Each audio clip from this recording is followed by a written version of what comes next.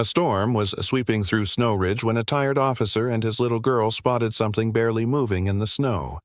Not a person, not a shadow, but a wounded German shepherd, eyes filled with something deeper than pain, something like hope, waiting to be seen.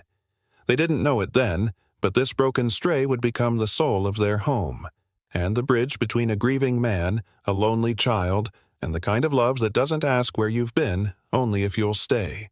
What happened next will stay with you long after the video ends. But before we begin, tell me, where are you watching from? Drop your country in the comments.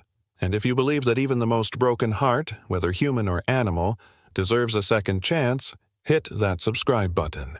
Because this isn't just a story about a dog, it's a story about finding your way home, when all you've known is loss. The town of Snow Ridge, tucked into the folds of the northern Montana mountains, was blanketed in silence. Snow fell in thick, slow spirals, settling over pine branches like layers of forgotten time. The storm had been steady since early afternoon, painting the world in shades of white and gray, muffling even the whisper of the wind. It was the kind of cold that didn't ask permission. It took your breath, your memory, and if you weren't careful, your way back home. Jack Monroe drove slowly along the narrow county road that twisted between the tree lines, the headlights of his patrol SUV casting long cones of light through the snowfall. Jack, 38, was a man worn not by age, but by the quiet weight of grief. Tall and broad-shouldered, with sandy brown hair cropped close and a lined jaw that rarely cracked a smile, he wore the uniform of a sheriff but carried the silence of a widower. 3 years had passed since his wife died in an accident that turned him from officer to single father. Since then, he had moved them from the noise of Helena to the stillness of Snow Ridge, searching for something gentler, something safe. In the passenger seat, his 9-year-old daughter Clara sat curled beneath a wool blanket, her breath fogging the window beside her. Clara had her mother's eyes, gray, thoughtful, rimmed with long lashes that made her look like she was always in the middle of a prayer. Petite and pale, she wore her hair in 2 loose braids, the ends tied with faded pink ribbon. Clara didn't talk much, not since the accident. She did, however, pray every night. For her dad, for the old dog they used to have, and lately for a friend who wouldn't leave. Jack had just finished a long shift and picked Clara up from her after-school program at the church. As they crested a low ridge near the edge of the forest, Clara stirred. "Dad," she said, sitting up, her voice light but alert. "There's something... there." Jack slowed the vehicle. Ahead, something dark slumped against the snowbank in a regular shape, barely visible in the swirl. He pulled over, flicked on the hazard lights, and stepped out into the cold. The snow hit his face like a slap. Clara opened her door before he could stop her, but he held up a hand. "Stay behind me," he said, voice firm but gentle. They approached together, footsteps crunching. The shape didn't move. Jack squinted. It was a dog. Large, covered in mud and patches of frozen blood, the animal lay half-curled, one back leg stiff at an unnatural angle. Its coat, mostly black with soot-gray streaks, was matted with ice. As Jack moved closer, its eyes opened, and locked with his. Not wild, not afraid, just tired.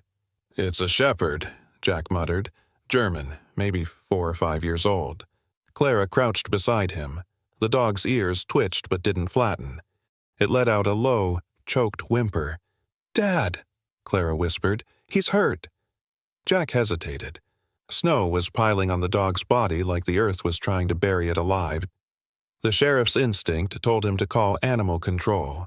But Clara reached out slowly, deliberately, and laid her mittened hand on the dog's soot-crusted head.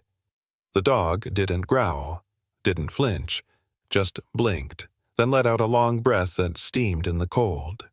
Jack sighed. "We'll take him back, just for the night." Clara's eyes lit up. "Thank you." He retrieved a spare blanket from the car, wrapped it around the animal, and together they lifted it gently into the back seat. The dog didn't resist, though it winced when Jack adjusted its leg. Back on the road, the heater at full blast, Clara leaned back and watched the dog. "What's his name?" she asked softly. "He doesn't have one." Jack replied, glancing in the mirror. "He looks like Ash," she said. "Like he walked out of a fire." Jack nodded slowly. Ash, then. And so it was. Ash. That night, they laid Ash on an old quilt near the fireplace. Jack cleaned the wound as best he could, while Clara fetched warm water and towels. The leg wasn't broken, but the cut along the thigh was deep. Jack stitched it with a steady hand, the way he had once learned in academy first aid. Ash remained silent through it all.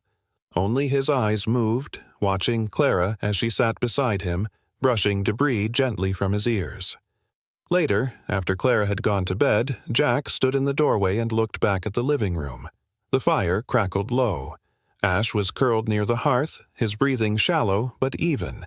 Something shifted in the room. Not physically, but emotionally. A presence. The silence Jack had lived with since his wife died didn't feel quite so suffocating anymore. It felt shared. Not healed, but shared. Morning light filtered through the frost-smeared windows of the Monroe cabin. Outside, the storm had passed, but the snow remained, piled thick against fences and tree trunks. The world was silent except for the occasional creak of branches heavy with ice. Inside, Jack stood in the kitchen pouring coffee into a chipped enamel mug, his eyes drifting to the living room where Ash lay curled up near the now cold fireplace. The dog had barely moved all night, save for when Clara got up once to check on him. She had tiptoed into the living room, knelt beside him, and whispered something Jack couldn't hear. Ash had opened one eye and exhaled a soft sigh, letting her tuck a blanket around his torso. But when Jack tried to approach, Ash's ears flattened, and he let out a quiet, warning growl. Not aggressive, just wary. Jack sighed and sipped his coffee. He hadn't planned on keeping the dog. They didn't need another mouth to feed or more trouble than they already had. He'd call the shelter in a day or two, let the professionals take over. That was the logical thing to do. He was a sheriff after all. He couldn't afford attachments that could get messy. But logic didn't explain the way Clara had smiled last night for the first time in months. Later that morning, Clara came down the stairs in thick socks and an oversized green hoodie that had once belonged to her mother. Her cheeks were rosy from sleep, and her braids had come half undone. She knelt by Ash again, brushing away a few new flakes of ash-like dirt from his coat. "He's still warm," she whispered. "That's good, right?" Jack nodded from the kitchen but didn't speak. Clara looked back at him. "He didn't bite me." "He won't," Jack said gruffly, though his tone lacked conviction. Around mid-morning, a sharp knock echoed at the front door.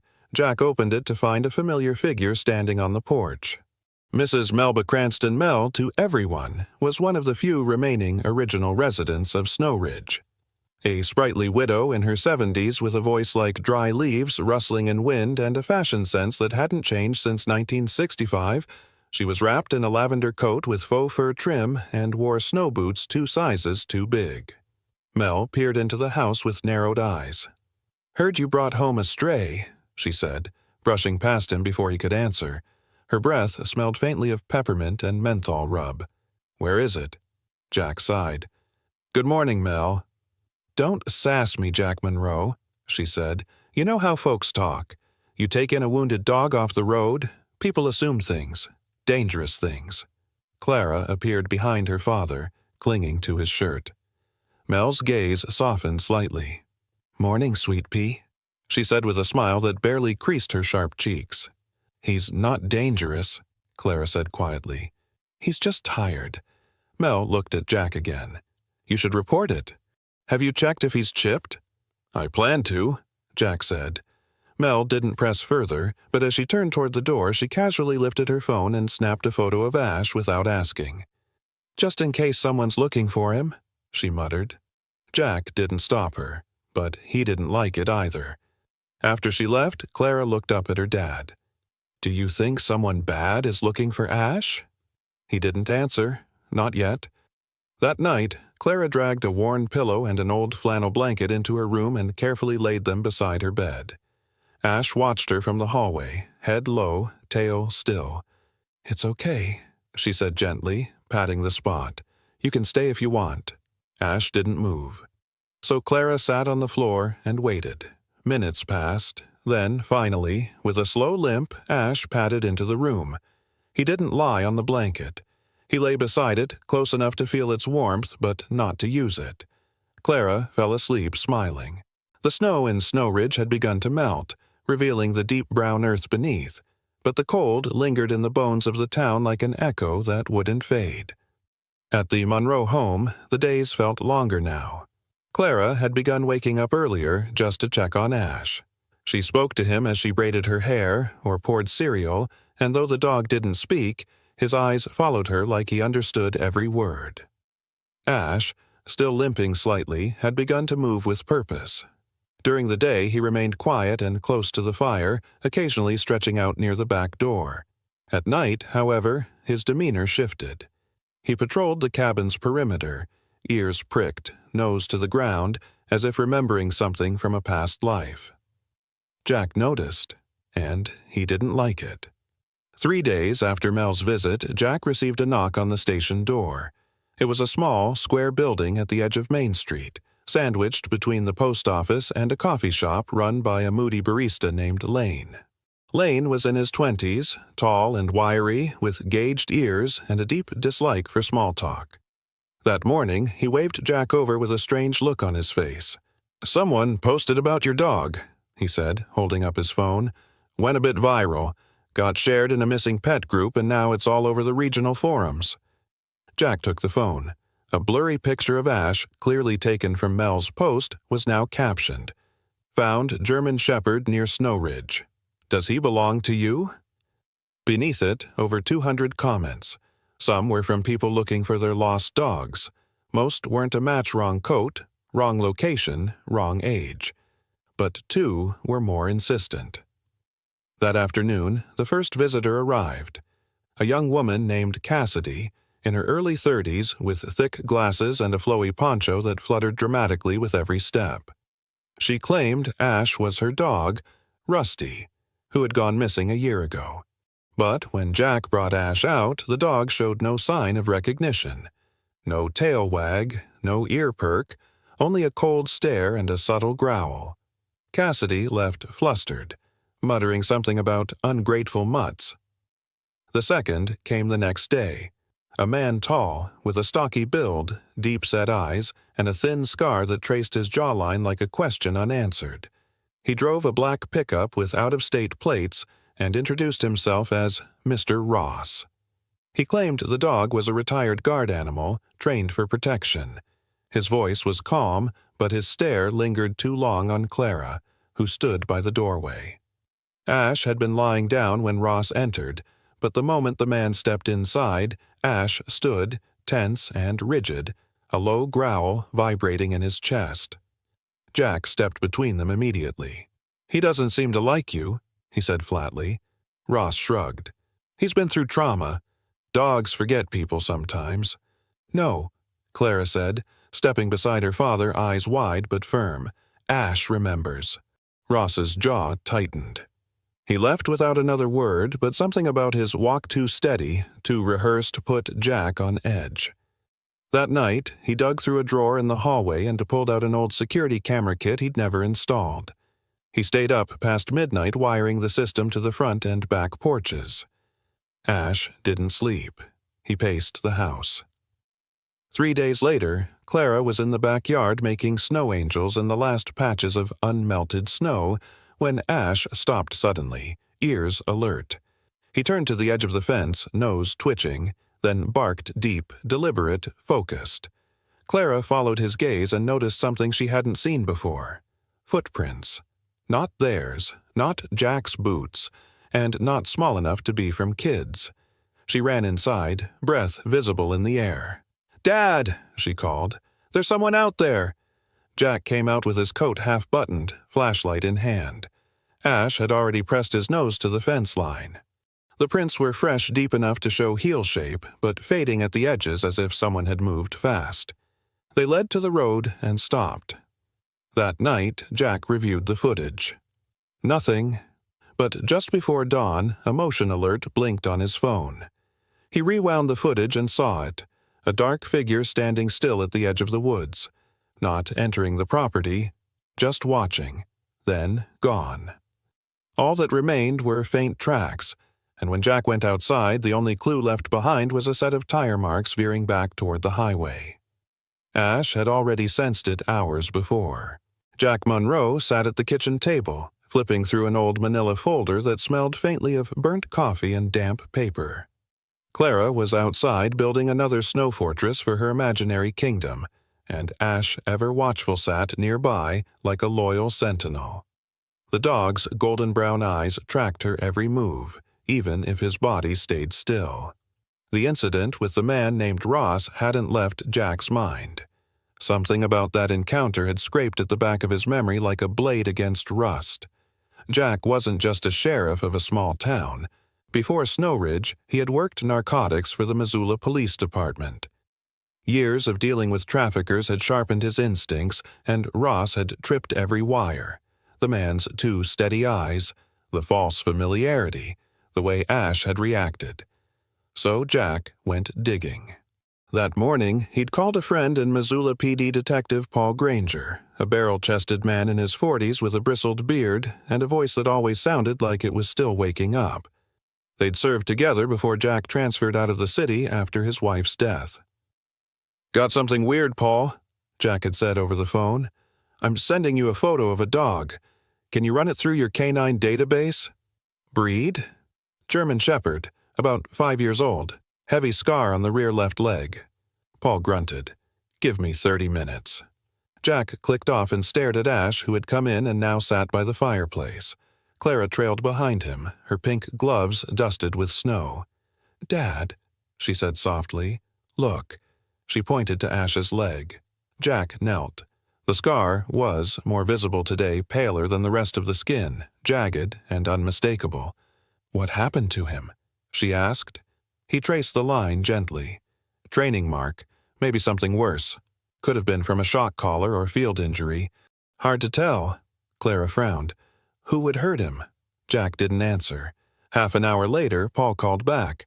"You're not going to like this," Paul said. "That dog matches the description of Canine Valor. He went missing 3 months ago during a sting operation outside Billings. Handler was shot. Dog vanished. We assumed he was taken or killed." "Who was the handler?" Jack asked, though his voice was already tight. "Officer Timothy Ruiz. Died in the field. But here's the kicker. Jack, the operation was tracking a cartel branch. They were using off-grid cabins in the backwoods. One of the names floated during the investigation was Ross. No last name. Just a known alias. You said someone with that name came to your door?" "Yeah," Jack said slowly. "He claimed the dog was his." "Then that's not a coincidence." Jack hung up and sat in silence. Ash had been more than a stray. He had been a partner, a survivor. Later that day, the sun dipped low behind the pines, casting long orange shadows over the snow. Jack stood by the window watching Ash pace the backyard. The dog froze suddenly, ears tilted, body taut. A truck passed on the road beyond the fence. Dark gray, with mud-caked tires and a loud, rattling engine. Ash lunged toward the fence, barking fiercely. Jack grabbed his binoculars and zoomed in on the license plate, but it was too muddy to read. Clara, now at his side, asked, "Why is he barking like that?" "He remembers something," Jack replied, "and that truck sounds like something he's heard before." That night, Jack reviewed the footage again. Nothing unusual, but Ash didn't rest. He stalked the hallway, circling the perimeter like he was back on duty. Jack stayed up with him, sitting at the kitchen table, staring at the faded manila folder and the name Canine Valor scrawled on a printed form. He opened his laptop and sent Paul a request. "Can you send me any remaining notes or files tied to the sting operation in Billings, especially regarding a suspect named Ross?" While waiting for a response, Jack stepped into the living room, where Ash finally rested his chin on his paws. Clara had left one of her plush toys beside him, an old bunny with a chewed ear. Ash didn't bite it. He nudged it gently toward her bedroom door. The wind was quiet that night. Snow Ridge sat under a moonlit hush, the clouds having scattered like old thoughts drifting off into the dark. Jack Monroe stood in the hallway outside Clara's room, hand resting against the doorframe. Inside, his daughter was curled beneath a faded quilt, her breath steady and soft, but her cheeks still showed signs of tears that had dried without comfort. Beside her, curled in a silent vigil, was Ash. His back pressed lightly against the side of her bed, his golden eyes open and alert. Jack had never known a dog to listen so closely to grief. Earlier that day, the call from Missoula had confirmed everything. Ash wasn't just a stray. He had been K9 Valor, a decorated service dog trained under Officer Timothy Ruiz, a man Jack had met once in passing years ago at a joint interagency seminar. Ruiz had been quiet but kind, with a dry wit and a stubborn loyalty to his team. The report said he died during a raid, his dog presumed taken or killed. But now, Ash Valor was here, in Jack's house, sleeping beside his daughter, and, technically, not his. That thought had sat in Jack's stomach like cold iron all evening. The law was clear. A K9 unit belonged to the department unless officially retired or adopted. And if someone else claimed Ash some agency official, or worse, someone looking to exploit him again, Jack had no legal claim to stop it. Clara had sensed the tension without needing it explained. Over dinner, she'd barely eaten. When Jack tried to mention the possibility of Ash being returned, her fork clattered to the plate and she left the table without a word. Later, he'd found her sitting on the floor of her room, clutching a small drawing to her chest. Now, with the house quiet and the fire dying low, Jack moved toward the kitchen. He poured himself a glass of water and opened the drawer near the pantry where he kept files he hadn't touched in years. It took a few minutes of digging, but eventually he found it, an old seminar packet from the training camp where he and Ruiz had briefly crossed paths. Tucked between faded pages was a group photo officers standing with their K9 partners under a banner that read, Statewide Tactical K9 Training, Summer Cohort. In the front row, almost hidden by shadow, was Ruiz, slim, dark-haired, and grinning with quiet pride as he knelt beside a young German shepherd with dark eyes and a slightly oversized right ear. Jack held the photo up to the light. Ash, or rather, Valor. Jack sat at the table for a long time, turning the picture over in his hands. On the back, written in quick, slanted handwriting, were the words, He's more than a partner, he's what gets me home. The next morning, Clara was up early, sitting cross-legged at the dining room table with a handful of colored pencils and a crumpled sketch pad. Jack poured coffee, watching from the doorway. She didn't look up. "What are you drawing?" he asked gently. Clara held it up without speaking. The picture was of 3 figures. A tall man with a badge on his shirt, a girl in a pink dress, and a dog sitting between them. All 3 held hands. Clara had drawn the dog's paw holding Jack's hand and the other paw gently resting in hers.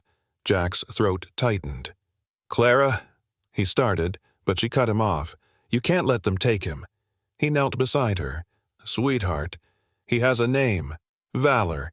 He worked with another officer before us. There are rules. But he's here now," she whispered, "and he's mine." Her voice cracked on the last word. That night, Ash followed Clara to her room as usual, but instead of lying near the door, he climbed onto the bed without needing an invitation and rested his head beside her pillow. She buried her face in his neck, and he stayed there without flinching, his body curved protectively around hers. Jack stood in the doorway, watching. That same night, he went to his computer and began drafting a formal letter. He wasn't asking to report Ash. He was requesting to adopt him. The letter was direct, professional, but personal. He included the photo of Ash with Clara, the one he'd taken 2 weeks ago where she'd braided wildflowers into his collar. He wrote about the trauma Clara had carried since her mother died, about how she hadn't slept through the night until Ash arrived, how the dog had not only bonded with her, but sensed things Jack couldn't fear, tension, the danger of what still might be watching them from the woods. He didn't say it in the letter, but he believed it. Ash wasn't just protecting Clara. He was healing her. Snow Ridge sat beneath a brittle moon, wrapped in frost and quiet like the pause before a scream. The wind had picked up again, brushing against rooftops and pine trees like an anxious hand tapping on glass.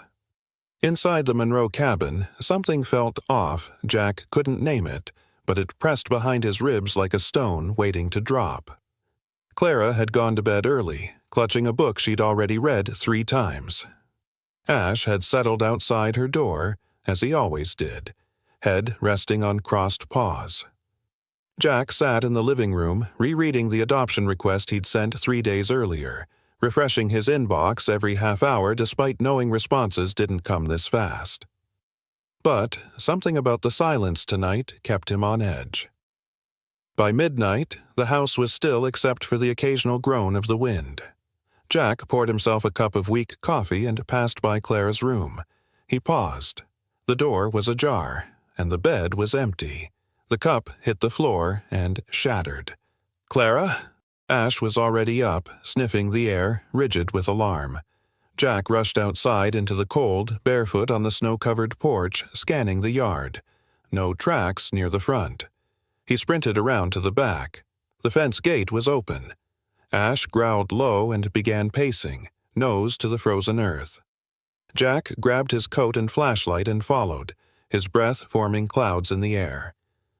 The flashlight beam wobbled as he jogged after Ash, who had already moved past the tree line. Jack's mind raced. He called dispatch on his radio, voice tight. "This is Sheriff Monroe. I have a child missing. 9-year-old female. Name is Clara Monroe. Possibly abducted from residence, possible connection to previous suspect. Beginning search near Old Creek Trail." He paused. "I'm with the dog." Ash led the way without hesitation, body low to the ground, tail stiff, weaving between trees like a wraith. Snow muffled everything, footsteps, breathing, even the growing panic clawing in Jack's throat. Half a mile in, Ash froze. His ears twitched. Then, without warning, he let out a long, haunting howl. Jack's blood went cold. Ash darted off the trail and Jack followed, slipping on roots hidden beneath snowdrifts. They reached a clearing dotted with the blackened skeletons of what had once been an old hunter's lodge burned down years ago after a lightning storm. But beside the ruins stood something newer, a shack Jack hadn't seen before. It looked hastily built, pieced together from mismatched lumber and salvaged tin sheets. No lights, no smoke, but something about it vibrated wrong in the air. Ash didn't wait. He hurled himself at the door, barking furiously. Jack charged forward, shoulder slamming into the lock. It held. Inside, a muffled whimper. Jack didn't stop to think. He aimed his boot and kicked again. The door splintered open. Ash rushed in. The room was cold, dark, and smelled of gasoline and mold. On the floor, wrapped in a worn blanket, was Clara, shivering but alive. Her wrists were bound loosely with rope. Behind her, a man stood frozen in place, caught between reaching for something under his coat and backing toward the wall. Jack recognized him immediately. Ross. He looked different in the harsh flashlight beam, more desperate. His unshaven face twitched, and there was a raw panic in his eyes. "She followed me," he said hoarsely. "She was playing near the creek." "I didn't touch her, I swear." Ash didn't wait. He lunged forward, teeth bared, and sank into Ross's arm just as the man reached for something inside his jacket. Ross screamed, collapsing under the weight of the dog's attack. Jack pulled Clara to his chest, checked her pulse, then turned to see Ash still holding Ross pinned, growling low in his throat. "Let go," Jack ordered softly. Ash obeyed, but not before delivering one last guttural snarl that left Ross whimpering in place. Minutes later, backup arrived. Deputy Luann Rivers, a tough, middle-aged woman with short auburn hair and sharp gray eyes, helped cuff Ross and escorted him out with quiet fury. "You got him," she said to Jack, her breath fogging. "Looks like this nightmare's over." Clara clung to Jack's side, her lips pale but her grip strong. She kept her eyes on Ash, who was now sitting beside the broken door, his flank bloodied where a splintered board had gouged into his side during the scuffle. "You're bleeding," Clara whispered, reaching for him. Ash leaned into her touch. The snow in Snow Ridge had begun to thin, though the cold still clung to the ground like an old memory. In front of the Monroe cabin, small tufts of brown grass poked through, and icicles melted slowly under the weak sun. Inside, life tried to return to normal, though something unseen hummed beneath the surface like breath being held. It had been a week since Clara was found. Ash now walked with a slight limp, his wound stitched and healing, but he remained vigilant. He no longer just followed Clara to her room. He waited until she slept before curling at the foot of her bed, eyes watching the door like a silent promise. Jack sat at the kitchen table, flipping through the mail when he saw the letterhead State Department of Public Safety, K-9 Services Division. He opened it slowly, each fold feeling heavier than it should. The letter was cold, impersonal. K-9 Valor has been identified as a property of the state and is to be surrendered to the nearest qualified agency for reassignment or debriefing. Failure to comply within 7 business days may result in formal action. Jack stared at it for a long time.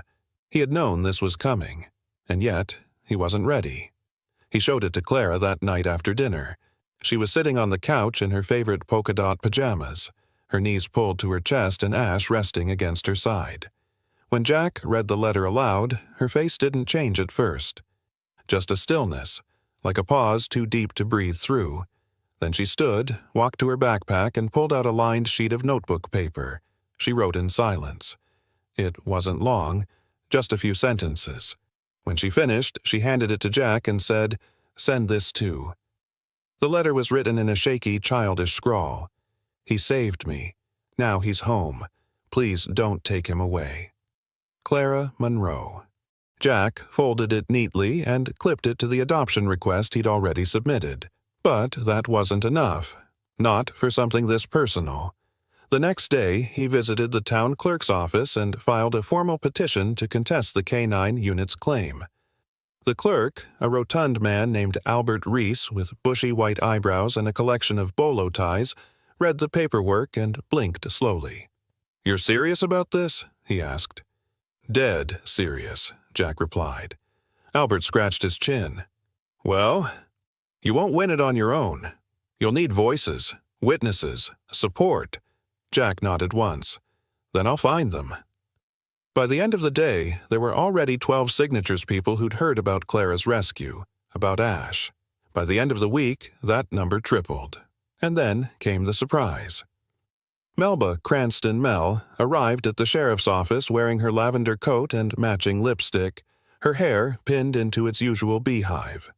She carried a clipboard under one arm and a thermos of something strong under the other. "I've gathered 76 names," she announced, setting the clipboard down with a dramatic flourish. "And that includes Pastor Glenn, 2 deputies, and the mayor's wife." Jack raised an eyebrow. Even after calling him a flea-bag stray? Mel sniffed. "That was before he risked his life for our Clara. He's not a dog anymore. He's the guardian angel of Snow Ridge." She gave a sharp nod and turned on her heel, muttering about the foolishness of bureaucrats. Jack didn't smile often, but that day he came close. A few days later, a reply came from the K-9 division. Not a form letter this time, but a call. The voice on the other end was quiet, steady.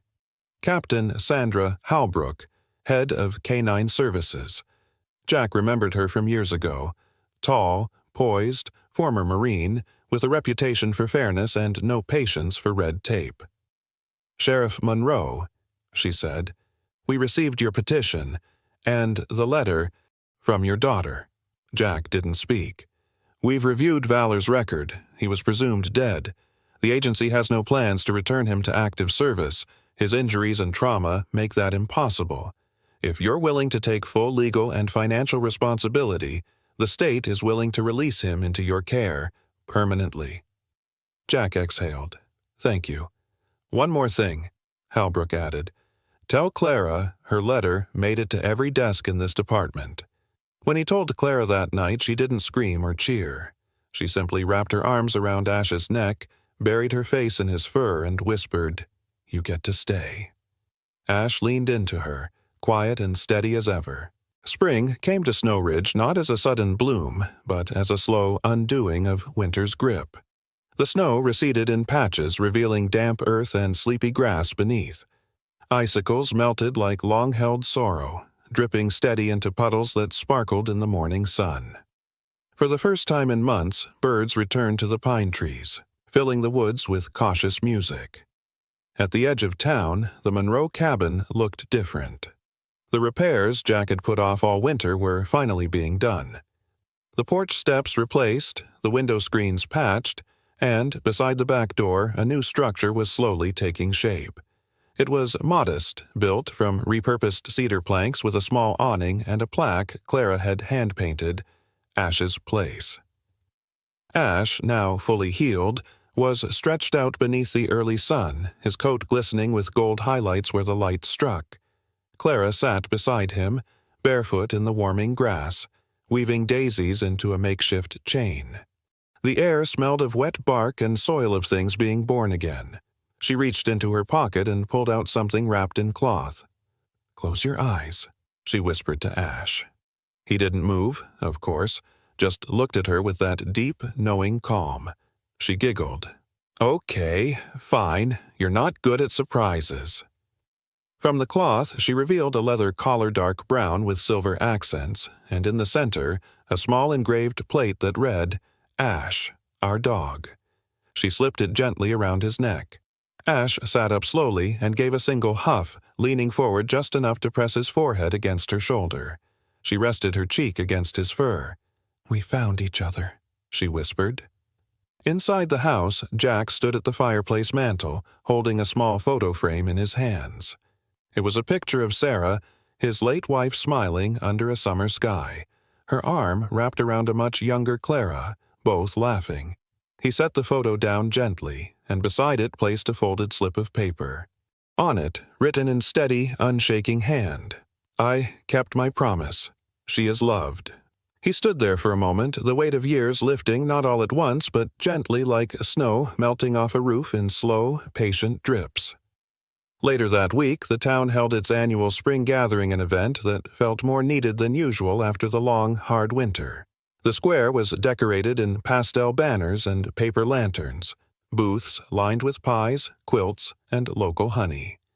Music from a local bluegrass trio echoed down the lanes. At the heart of it all, a small podium had been placed beside the gazebo. Sheriff Jack Monroe, in his crisp uniform, stepped up to speak.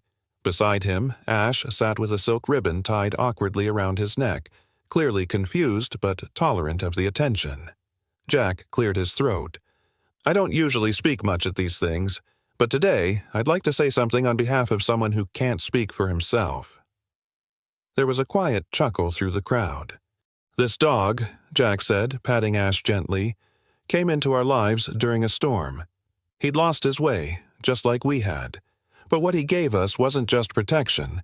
It was something quieter. He gave us back our hearts." Clara stood at the edge of the crowd, clutching a bouquet of wildflowers, her eyes shining. Jack smiled, then stepped aside. Mayor Dottie Klein took his place.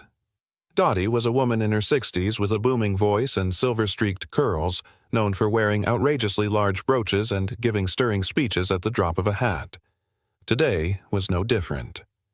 "On behalf of the town of Snow Ridge," she declared, "we recognize Ash the Shepherd not just as a hero, but as a citizen, a guardian, and, by unanimous vote, as an honorary resident of our community."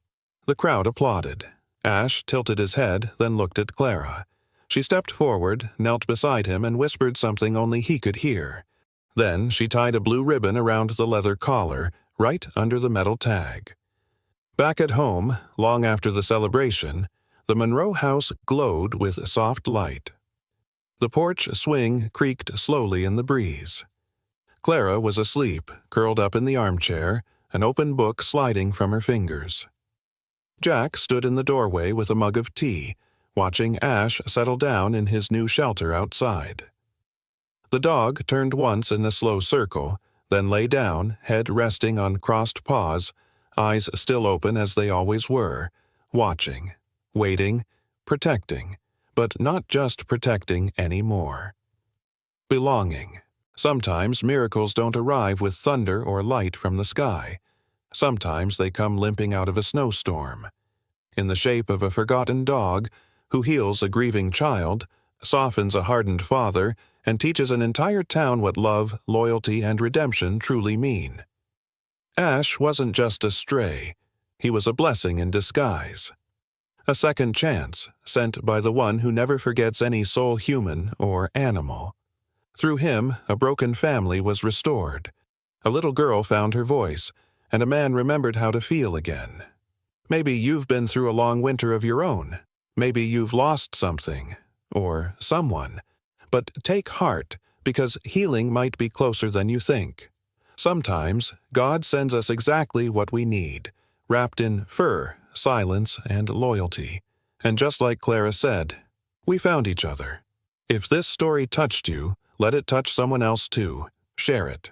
Comment where you're watching from, and if you believe in second chances and in the God who gives them, comment Amen below. Subscribe for more stories that prove. Miracles are real, and they still walk among us on 4 legs and with hearts full of grace. May God bless you and everyone you love.